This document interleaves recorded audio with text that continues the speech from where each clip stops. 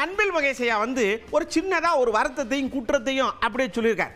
ஏங்க ஒரு விஷயத்தை பண்ணணும்னா அதில் எல்லாத்தையும் கருத்து கேட்கணும்ல. நீங்கள் மும்மொழி கொள்கைன்னா நீங்கள் எங்கிட்ட கூப்பிட்டு கேட்டிருக்கணும்ல.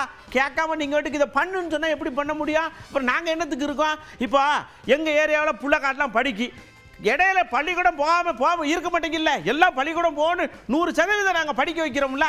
உங்களுக்கு என்ன பிரச்சனை அப்படின்னு அவரும் கேள்வி கேட்டிருக்காரு. இதுக்கும் பதில் சொல்லுவாங்க. மூன்றாவது மொழி என்பது இந்தி திணிப்பு கிடையாது அப்படின்னு சொல்லியிருக்காங்க. யார் சொல்றா?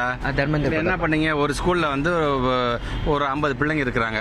ஒரு 5 பிள்ளைங்க கொரியன் லாங்குவேஜ் படிக்கணும்னு ஆசைப்படும். ஒரு 5 குழந்தைங்க நான் ஜெர்மன் படிக்கணும்னு ஆசைப்படும். ஒரு 5 குழந்தைங்க நான் வந்து ஹிந்தி படிக்கணும்னு ஆசைப்படும். ஒரு 5 குழந்தைங்க நான் தெலுங்கு படிக்கணும். எத்தனை பேருக்கு நான் டீச்சர்ஸ் நான் போட முடியும்? நான் ஸோ பிள்ளைங்க ஏற்கனவே தமிழ்லையும் ஆங்கிலத்திலையும் very comfortably they are studying and very comfortably they are writing their examinations and anything result அடுத்தடுத்த பிள்ளைங்க போயிட்டே இருக்குது. ஒட்டுமொத்த இந்தியாவிலே பார்த்தீங்கன்னா ட்ராப் அவுட் ரேஷியோவே இங்கே வந்து குறைஞ்சு போயிடுச்சிங்க. இடைநிற்றங்கிறது ஒன்று இல்லாமல் இருக்குது. இப்போ இந்த மாதிரியான நீங்கள் ஒரு மொழியை நீங்கள் திணிச்சு நீங்கள் இன்னொரு மொழி எக்ஸ்ட்ராவாக கற்றுக்கும்போது அந்த பிள்ளைங்களை எப்படி படிப்பில் கவனம் செலுத்த முடியும்? நான் என் பிள்ளைங்களை வந்து மொழிபெயர்ப்பாளராக ஆக்க போகிறேன். என் பிள்ளைங்களை நான் இன்ஜினியர் ஆக்கணும்னு ஆசைப்பட்றேன். நான் என் பிள்ளைங்க டாக்டர் ஆக்கணும்னு ஆசைப்பட்றேன். டெக்னாலஜி லெவலில் அவன் உலகம் முழுவதும் போய் அவன் பேர் எடுக்கணும்னு ஆசைப்பட்றேன். நான் இப்படி நம்ம ஏற்கனவே அதை செஞ்சுட்டு இருக்கும்பொழுது நீ சம்மந்தமே இல்லாமல் இந்த மொழி எப்படி அந்த மொழி எப்படின்னு சொல்லி உனக்கு ரைட்ஸே கிடையாது. ஃபஸ்ட்டு எங்களை கூப்பிட்டு வச்சு நீ பேசுனியா? நீ பேசுறதுக்கு கூட உனக்கு அந்த இதுவே தெரியலையே. உனக்கு தான் என்னோட கருத்து.